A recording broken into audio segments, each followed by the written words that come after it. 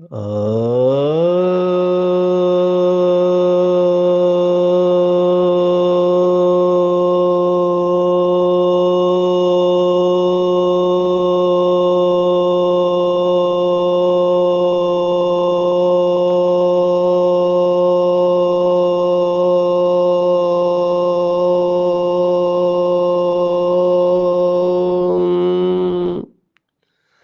शांति।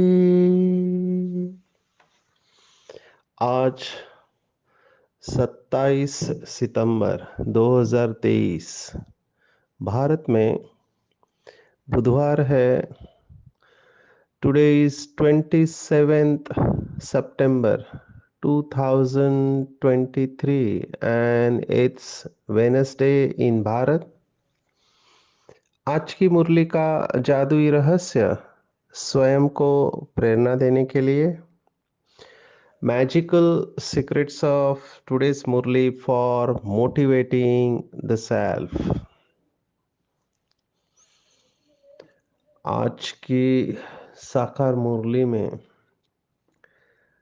बाबा ने मन की अवस्था के बारे में बताया है। कैसे द्विधा मनस्थिति होती है। द्विधा माना ये करूं या वो करूं। मेरे पास जो पेशेंट आते हैं उसमें कुछ पेशेंट ऐसे होते हैं, वो कहते हैं कि हम निर्णय नहीं ले पाते हैं, कंफ्यूज हो जाते हैं, मूंझ जाते हैं, क्या करे क्या ना करे। ये करे तो भी समस्या, नहीं करे तो भी समस्या। ये अर्जुन की अवस्था है। श्रीमद् भगवत गीता में हमने अर्जुन की मानसिक अवस्था को देखा, भगवत गीता स्टडी ग्रुप में बहुत अच्छी तरह से, कि अर्जुन एक तरफ स्वर्ग का राज्य भाग्य भी चाहता था और दूसरी तरफ युद्ध भी नहीं करना चाहता था। और जब तक युद्ध नहीं करेगा तब तक जो असुर है वो समाप्त कैसे होंगे। सामने है कौरवों की सेना, तो असुर है, लेकिन उसमें भी मोह उत्पन्न हो गया। ये बहुत इंटरेस्टिंग कहानी है, जिसने भी बनाई है। 100 कौरव बताए, फिर भीष्म पितामह, उनके हाथ में कमान दी गई। आप सोचो, है असुर लेकिन कमान संभालने वाले भीष्म पितामह, उनकी जो भी मजबूरी रही है, ये भी एक अवस्था है। पूरा महाभारत मनोविज्ञान से भरा हुआ है। महाभारत के बारे में ऐसे कहते हैं कि जो महाभारत में नहीं है वो दुनिया में आपको कहीं भी नहीं मिलेगा। और दुनिया में जितने भी किताबें हैं उन सब का सार महाभारत में है। क्यों? क्योंकि इतने सारे कैरेक्टर्स, इतने सारे पात्र है उसके अंदर, और हर एक की मनोस्थिति के बारे में बताया है। हम तो आज अर्जुन की मनोस्थिति से बाबा की मुरली को समझने की कोशिश करेंगे, और यही बातों के ऊपर हमने ही जाके ये सब शास्त्र लिखे हुए हैं। बाबा ने तो आदरणीय जगदीश भाई को ये कहा था कि तुमने ही सबको भटकाया है शास्त्र लिख के, और तुमको ही अभी सबको रास्ते पे लाना है। और आदरणीय जगदीश भाई ने ही भगवत गीता और महाभारत का सच्चा सार ये किताब लिखी है, रिसर्च बुक है। कितना मेहनत किया होगा पढ़ने को और उसका रेफरेंस लिखने को, क्योंकि इसी आत्मा ने द्वापर में ये सब कहानियां लिखी है। तो बात चल रही थी कैरेक्टर की। अभी भीष्म पितामह, आप सोचो, पवित्रता की प्रतिज्ञा की कि आजीवन ब्रह्मचारी रहेंगे, लेकिन साथ किसका दे रहे हैं? तो साथ दे रहे कौरवों का। कौरवों का साथ क्यों दे रहे हैं? क्योंकि वो भी प्रतिज्ञा है कि जब तक मैं हूं तब तक मैं इसके राज्य के सिंहासन की रक्षा करूंगा। जो भी इसको जीतने आएगा तो मैं उसके पक्ष में खड़ा रह जाऊंगा। तो इसलिए कौरवों का साथ देना पड़ा। आप सोचो, ये अवस्था मनुष्य के जीवन में आती है, पता है उसको कि गलत है, लेकिन वो साथ छोड़ नहीं पाते। आप सोचो, हमारे जीवन में ऐसी कौन सी परिस्थिति आती है जिसमें हमको पता होता है कि ये गलत है, लेकिन हम फिर भी उस गलत का साथ देते हैं, क्योंकि कहीं ना कहीं फंसे हुए रहते हैं रिलेशनशिप्स में। समझो आपने ऐसे व्यक्ति का सहयोग लिया जिसने गलत काम किया हुआ है, अभी आपने उससे मदद ली तो आप बंधे जाएंगे, और आपको उस आत्मा का साथ देना पड़ेगा। फिर वो भीष्म पितामह हो या कर्ण हो, दोनों को दुर्योधन का साथ देना पड़ा, जबकि ये दोनों बहुत श्रेष्ठ आत्माएं थे। इवन द्रोणाचार्य, कृपाचार्य, ये सब श्रेष्ठ महान आत्माएं थे, लेकिन उनको दुर्योधन का साथ देना पड़ा, क्योंकि मजबूर थे। हमको चेक करना चाहिए, कहीं मेरी अवस्था तो ऐसे नहीं है कि मुझे भी ऐसी आत्माओं का साथ तो नहीं देना पड़ रहा है, क्योंकि मैं मजबूर हूं। मेरे सामने केस आ रहा है, एक आत्मा ने बहुत गलत काम किए हैं, बहुत लोगों के पैसे डुबो दिए, बदनाम है, लेकिन फिर भी उनसे मदद लेने के कारण बहनों को उनका साथ देना पड़ रहा है, और उसके वजह से सेंटर के बहुत लोग डिस्टर्ब है। उसके वजह से सेवा भी नहीं हो पा रही है, क्योंकि गलत व्यक्ति का साथ दे रहे हैं।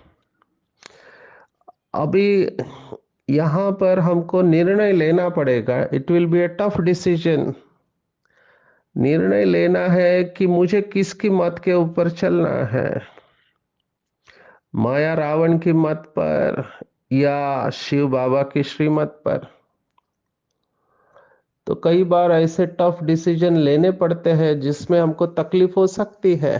आज बाबा ने यही बात कही, अर्जुन की भी अवस्था यही थी कि मैं स्वर्ग का राज्य तो चाहता हूं, लेकिन अपने काका चाचा मामा रिश्तेदारों को कैसे मारूं, नहीं हो सकता।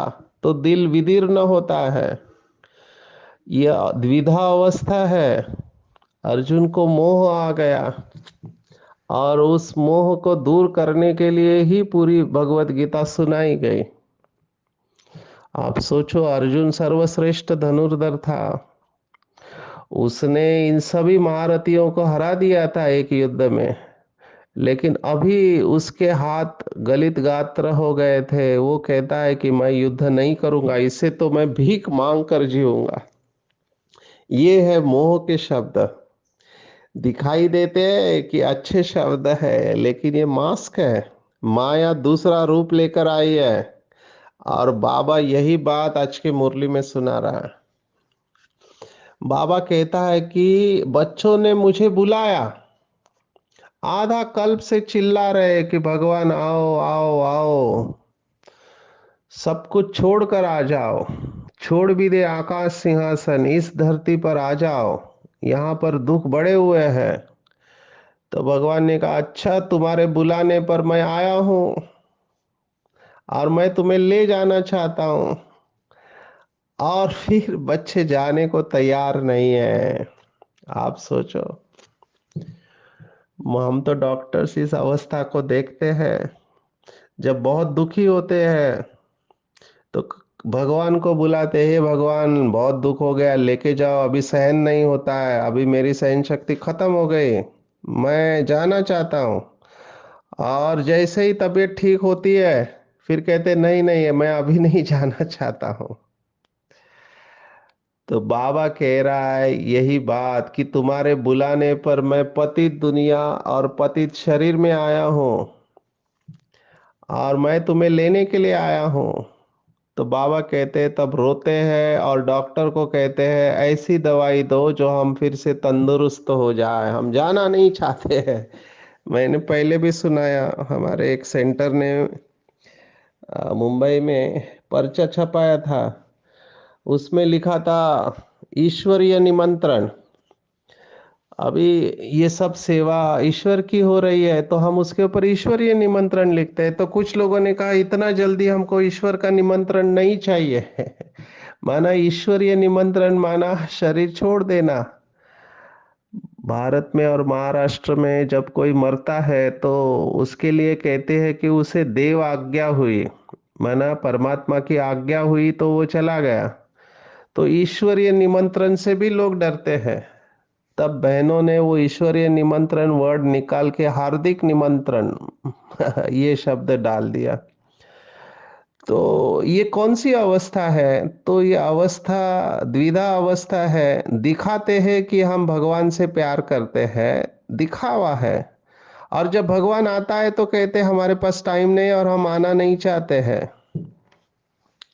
बाबा ने इसी को याद किया आज की मुरली में। बाबा ने कहा आपने मुझे बुलाया पर आप भूल गए कि मैं कौन हूं। आपने मुझे बुलाया लेकिन मेरा नाम है महाकालेश्वर। मैं कालों का काल हूं, सबको वापिस ले जाऊंगा, आप चाहो या नहीं चाहो। ये श्रीमद् भगवत गीता में दिखाया हुआ है 11वें अध्याय में कि सभी उसके मुंह में जा रहे हैं, है ना। कालों का काल है तो विकर्मों का बोझा है। तो बाबा ने कहा मुझे याद करो, अपनी देह से मोह निकाल दो, तभी आपके विकर्म विनाश होंगे, नहीं तो नहीं हो सकते। तो हमको बहुत बहुत अटेंशन रखना चाहिए, बहुत बहुत अटेंशन रखना चाहिए कि दूर देश में रहने वाला शिव बाबा आया हुआ है हमको इस पुरानी दुनिया से, पतित दुनिया से वापस ले जाने के लिए। और वो हमें दवाई दे रहा है, जैसे डॉक्टर्स दवाई देते हैं, कड़वी दवाई देते हैं। तो दवाई तो कड़वी होती है और बच्चे खाना नहीं चाहते हैं। ऐसे ही कुछ हालत यहाँ पर है, कड़वी दवाई है, खाना नहीं चाहते हैं क्योंकि तकलीफ होगी। हमने पहले भी देखा कि कैसे बाबा ने बताया हुआ है कि कई बच्चे मरना नहीं चाहते हैं। मरना माना वैसे मरना नहीं है, मरना माना पुरानी आदतों से मरना, पुरानी आदतें जो हमें दुखी करती है उनसे मरना। तो पुरानी आदतों को छोड़ने में तकलीफ होती है, क्यों? क्योंकि उसमें सुख है, उसमें सुख है। जैसे किसी को सोने की आदत है, अभी जिन सोया तीन खोया, बाबा ने मुरलियों में कहा हुआ है जिन सोया तीन खोया। तो सोने में टाइम वेस्ट करते हैं, आलस से आ जाता है, लेकिन सोना नहीं छोड़ेंगे। यह आलस से भी बहुत बड़ा विकार है, कई लोगों को समझ में नहीं आता है। बाबा ने तो एक मुरली में कहा तो कभी कभी काम विकार के बजाय आलस से नंबर वन बन जाता है, आलस से नंबर वन विकार बन जाता है। तो छोड़ना नहीं चाहते क्योंकि उसमें प्राप्ति हुई है, प्राप्ति हो रही है। तो हमको बहुत अटेंशन रखना चाहिए कि ये छोटे छोटे विकार कैसे पकड़ लेंगे तो पता ही नहीं चलता है। बाबा ने आज इसको भी याद किया है कि माया जिन्न के मिसल, जिन्न के मिसल खा जाएगी। बाबा का शब्द है कच्चा चबा जाएगी अगर अटेंशन नहीं रखा तो। जैसे जिन्न होता है, उसकी कहानी हमेशा बाबा मुरली में सुनाते कि काम दो नहीं तो मैं तुम्हें खा जाऊंगा। तो उसको काम क्या दिया? सीढ़ी चढ़ो और उतरो। तो बाबा ने कहा आपको भी अपनी बुद्धि को ऐसे ही यूज करना चाहिए, उसको खाली मत छोड़ो। हमने सबने वो कहावत सुनी है, खाली मन शैतान का घर, और ये एकदम प्रैक्टिकल है। इस समय तो मैं देख ही रहा हूँ मुझे भी जब काउंसलिंग करते सुनाते, कहते जैसे ही खाली हो जाता है निगेटिव थॉट्स आना चालू हो जाते हैं। जब तक हम मेडिटेशन कर रहे हैं तब तक अच्छा है, जब तक हम मुरली सुन रहे हैं तब तक अच्छा है, लेकिन जैसे ही इसका इफेक्ट चला जाता है निगेटिव बातें अपने आप आने लगती है। ये सब क्या हो रहा है? तो हम इसको कहते हैं auto pilot mode, automatic negative thoughts. कलयुग है, बहुत काल का अभ्यास हुआ है, बहुत जन्मों का अभ्यास है, 63 जन्म यही किया है। तो जैसे ही आपने कॉन्शियसली अच्छे विचार नहीं डाले तो निगेटिव विचार आने ही है। निगेटिविटी को आने में मेहनत नहीं है, वो ऑटोमेटिक आएगी, क्योंकि ऊपर वही फाइल है। इसलिए बहुत अटेंशन रख के श्रेष्ठ संकल्पों का बीज बोना है, नहीं तो निगेटिविटी अपने आप काम करेगी। तो बाबा ने इसी को जिन्न कहा है, और जिन्न योग लगाने नहीं देती है। बाबा ने कहा अच्छे अच्छे पहलवान बहादुर को भी माया कच्चा खा जाती है। भी सचमुच में बाबा की ये शब्द एकदम परफेक्ट है। मैं कितना आपको अनुभव सुनाऊं। अभी हम इधर तीनसुकिया में मुझे एक थॉट आया, क्योंकि ऑडिटोरियम इतना सुंदर बना हुआ है तीनसुकिया का। तो वो ऑडिटोरियम देख के मुझे ऐसे लगा कि डॉक्टर का कॉन्फ्रेंस यहाँ होना चाहिए। तो वहाँ के एक डॉक्टर को मैंने कहा, तो उन्होंने कहा, एक पहले डॉक्टर आए थे, उन्होंने पूरे तीनसुकिया के डॉक्टर के कॉन्फ्रेंस किया था। तो मैंने कहा कौन डॉक्टर थे? तो मैंने देखा कि आज वो ज्ञान में नहीं है, और उस डॉक्टर ने यहाँ के सभी डॉक्टर का कॉन्फ्रेंस किया था, लेकिन इतना हॉल पैक था। आज वो आत्मा ज्ञान में नहीं है, बाबा का हाथ छोड़ दिया।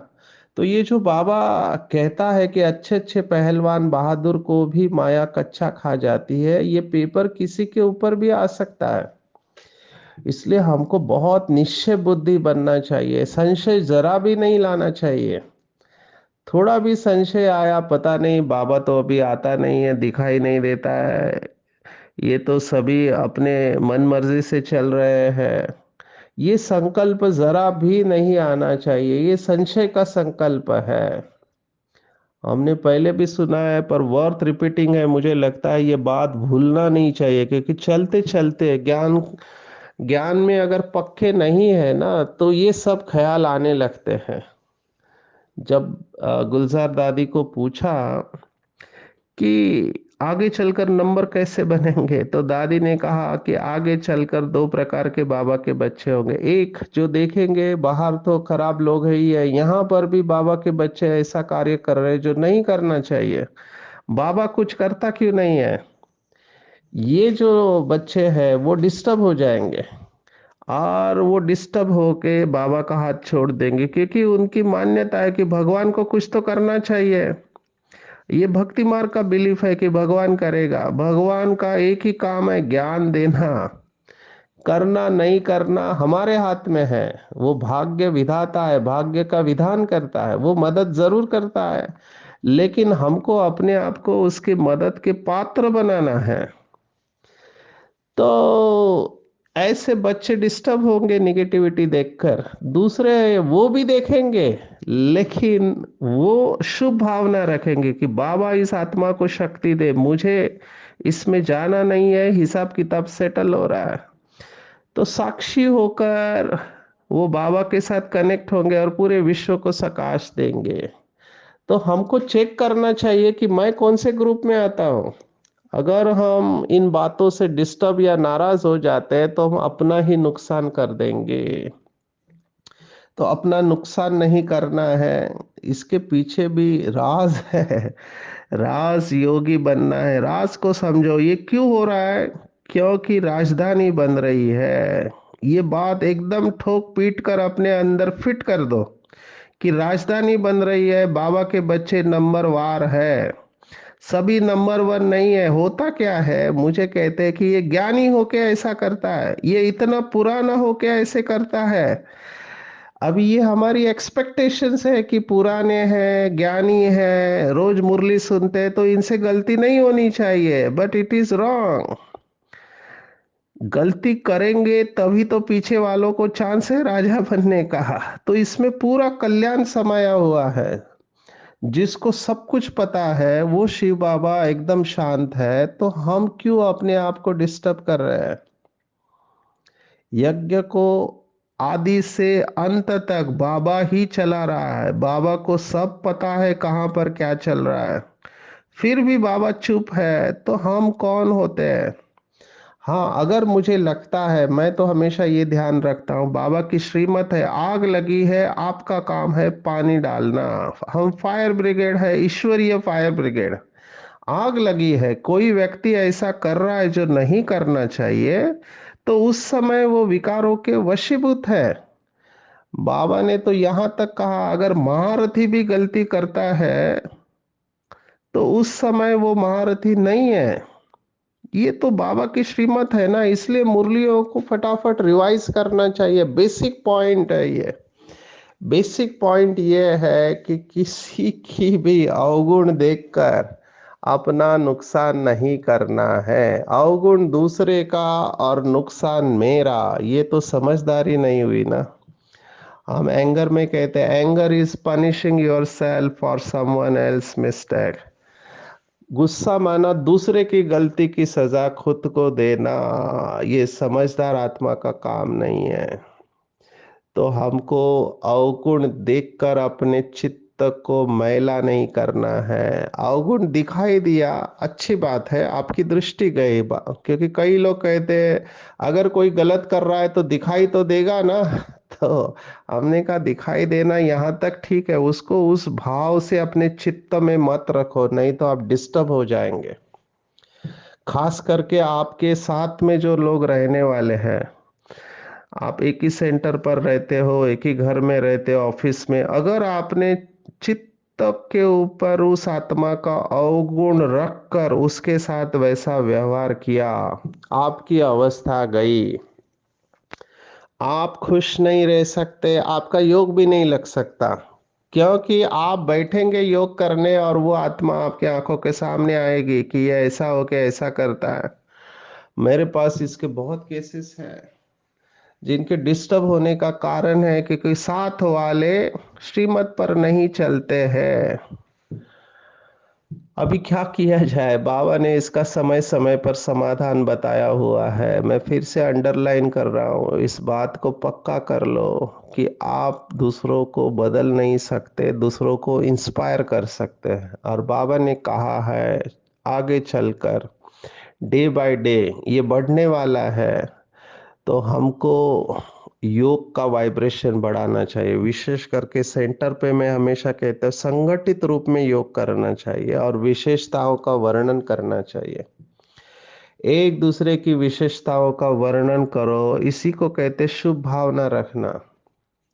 शुभ भावना माना आप उसकी विशेषता के ऊपर फोकस कर रहे हैं। अवगुण तो है और उस आत्मा को भी शायद पता है कि उसके अंदर ये अवगुण है, दूसरों को भी पता है, और वो आत्मा पुरुषार्थ कर रही है पर उससे हो नहीं रहा है, तो रहम आना चाहिए, ना कि गुस्सा।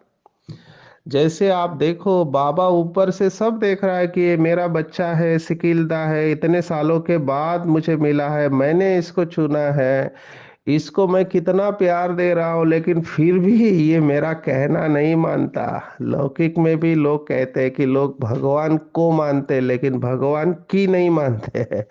कितना फर्क है को और की में। भगवान को मानते हैं, कई लोग कहते हैं हाँ हम तो ऊपर वाले को मानते हैं कि भगवान है, लेकिन उसकी बात को नहीं मानते हैं। जब अच्छा काम करते हैं तो सोचते हैं कि भगवान देख रहा है, भगवान सब कुछ देख रहा है, और जब बुरा काम करते तब भूल जाते हैं कि तब भी तो भगवान देख रहा है। तो ये विचित्र अवस्था है, लेकिन इसका सॉल्यूशन बाबा ने दिया हुआ है। और मुझे लगता है कि ऐसे बाबा के बच्चों की इस समय बहुत जरूरत है, जो यज्ञ के किले को यज्ञ रक्षक बन के बचाए, अंदर की बातों को बाहर नहीं फैलाए, उसको अपने अंदर संभाले। कुछ लोग तो करेंगे ये काम, लेकिन मुझे उस लिस्ट में नहीं आना चाहिए। मुझे समाने की शक्ति को धारण करना है। क्यों? क्योंकि ऐसे जो बाबा के बच्चे हैं, जो इन बातों को बाहर फैलाएँगे, उनका वृत्ति तो खराब हो चुका है, वो औरों की वृत्ति में भी संशय, भ्रम और पता नहीं और क्या-क्या भावनाएँ उत्पन्न करने के निमित्त बनेगा और इससे वायुमंडल शक्तिशाली नहीं बनेगा। सेंटर पे रहने वालों की ये बहुत बड़ी ज़िम्मेवारी है कि अपने सेंटर का वायुमंडल शक्तिशाली बनाएँ। कई सेंटर पर तो मैंने ये देखा है, स्लोगन ही लगा लिखा हुआ है कि ऐसी बातें न कहना, न सुनना, न बताना। बाबा को बता के आप हल्के हो जाओ। अगर चित्त के ऊपर ये सब बातें रखेंगे तो आपका योग लग नहीं सकता, बुद्धि भटकते रहेगी। तो चेक करना चाहिए कि कई माया जिन्न बनकर मुझे पकड़ तो नहीं रही है। अगर रही है तो अटेंशन लेना है। आपको नहीं समझ में आ रहा है क्या करे, तो निमित्त आत्माओं को पूछना है। बाबा हमारे बुलाने पर आया हुआ है तो ये सब माया हमारे पेपर लेगी। और बाबा ने तो आज महिमा की है। किसकी महिमा की है? बाबा ने आज प्रवृत्ति में रहते समर्पित रहने वाले बाबा के बच्चों की महिमा की है। बहुत बहुत बड़ी बात बाबा ने की है। लौकिक में भी हम देखते हैं, जितने भी आश्रम हैं, जितनी भी संस्था है, उनको चलाने वाले प्रवृत्ति वाले ही होते हैं। घर गृहस्थ में जो बाहर रहकर पैसे कमाते हैं, वो जो पैसे देते हैं या सहयोग देते हैं, उसी के वजह से ये आश्रम सब चलते हैं। केवल धन का सहयोग नहीं, तन का भी सहयोग। अभी मैं देख रहा हूँ यहाँ पे अरुणाचल प्रदेश में छोटे सेंटर है, कम स्टूडेंट है, तो आजू बाजू के सेंटर की बहनें आती है, एक दूसरे को सहयोग देते हैं। यहाँ पे तो रिवाज ही है कि आना है, क्योंकि इतने लोगों का भोजन बनाना है, गेस्ट का भोजन बनाना है, मुरली क्लास, तपस्या, तो इनके लिए वो रिफ्रेशमेंट हो जाता है। उसमें कौन होता है? ज्यादातर माताएं बहनें होती है, गृहस्थी होते हैं, छुट्टी लेकर आते हैं, एडजस्ट करते हैं।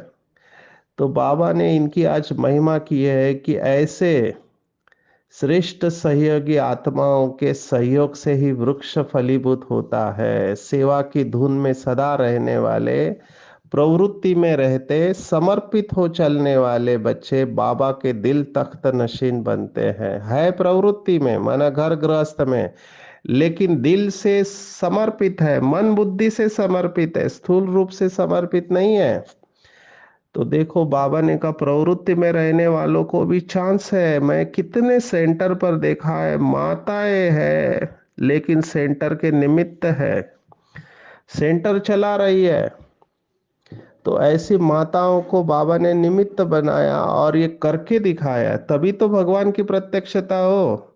हम कुमार कुमारियों को तो लोग कहते हैं आपको क्या टेंशन है, आपके ऊपर तो कोई जिम्मेवारी भी नहीं है। लेकिन आप सोचो, ये घर गृहस्थ वालों के ऊपर कितनी बड़ी जिम्मेवारी होती है। अपने घर को चलाना है, 8 घंटा ड्यूटी करना है, बच्चों को संभालना है। आज बाबा ने वो भी कहा है कि अपना हिसाब किताब का कर्जा चुकता करना है। जो भी जिम्मेवारी वो करनी है। 8 घंटा शरीर निर्वाह अर्थ के लिए कर्म करना है और उसके बाद फिर आपको पुरुषार्थ के लिए भी समय देना है। तो ये बैलेंस में चलने वाले बाबा के बच्चे, इनको बाबा की और परिवार की ब्लेसिंग भी मिलती है और ये ब्लिस में रहते हैं। बाबा ने तो आज बहुत बड़ा टाइटल दे दिया, कहा कि दिल तख्त नशीन बनते हैं। पर कौन? जो हमेशा ट्रस्टी होकर चलते हैं। मेरा घर नहीं, बाबा का घर है, मेरे बच्चे नहीं, बाबा के बच्चे हैं, बाबा जिम्मेवार है, पूरी तरह से समर्पित, मेरा जॉब नहीं, बाबा ने मुझे यहाँ पे रखा हुआ है। तो ऐसे बच्चे इतने शक्तिशाली होती है, इनके सामने पेपर्स भी बहुत आते हैं, लेकिन वो अपने संकल्पों को मोड़ते हैं और ब्रेक लगाते हैं। इसलिए उनकी शक्ति व्यर्थ नहीं जाती है, वो समर्थ रहते हैं और विजयी बन जाते हैं। तो आज की पूरी मुरली में अगर आप मुझे कहो तो टेक होम है, अपनी स्मृति को जागृत करो कि हमने भगवान को बुलाया है। तो मेरा कर्तव्य बनता है, मेरे बुलाने पर शिव बाबा आया है तो उसके श्रीमत पर हम चले, डरे नहीं, हिम्मत रखे क्योंकि शरीर तो छूटने ही वाला है, रोना पीटना नहीं करना है किसी का शरीर छूटता है तो। उस आत्मा की यात्रा थी। अभी देखो एक आत्मा मिली, बहुत पढ़ी लिखी है, लेकिन माताजी पिताजी घर वालों ने शरीर छोड़ा तो दुखी है, अकेला महसूस कर रहे हैं। मैंने कहा आप ज्ञानी तो आत्मा है, इतने सारे इमोशंस भरे पड़े हैं। मैंने कहा आपको तो शुभ भावना रखनी चाहिए कि आत्मा अपनी जर्नी पूरी करके आगे चले गए। अभी माता ये रोती है, मैं समझ सकता हूँ, ये भाई है, लेकिन अटैचमेंट रहता है ना, ये हमें दुखी करते हैं। तो हमको आज के मुरली में हो मैसेज लेना है कि माया किसी न किसी रूप में वार करेगी। अगर हमारा मोह होगा तो मोह के रूप में वार करेगी। हमको ये ध्यान में रखना है, हर एक की यात्रा है, इंडिविजुअल है, और हर एक को अपनी यात्रा को समाप्त करना है। तो हमको शुभ भावना रखना है, बॉन वाइज, उनको हैप्पी जर्नी कहो, बाबा को याद करो, और सबके साथ प्यार से चलेंगे तो मुझे ऐसे लगता है जर्नी हमारी सुखदाई हो जाएंगी। थोड़ी तकलीफ होगी, लेकिन जब पूरी तरह से मन बुद्धि से समर्पित हो गए तो जिम्मेवार बाबा हो जाएगा और हम हल्के हो जाएंगे। अच्छा, ओम शांति।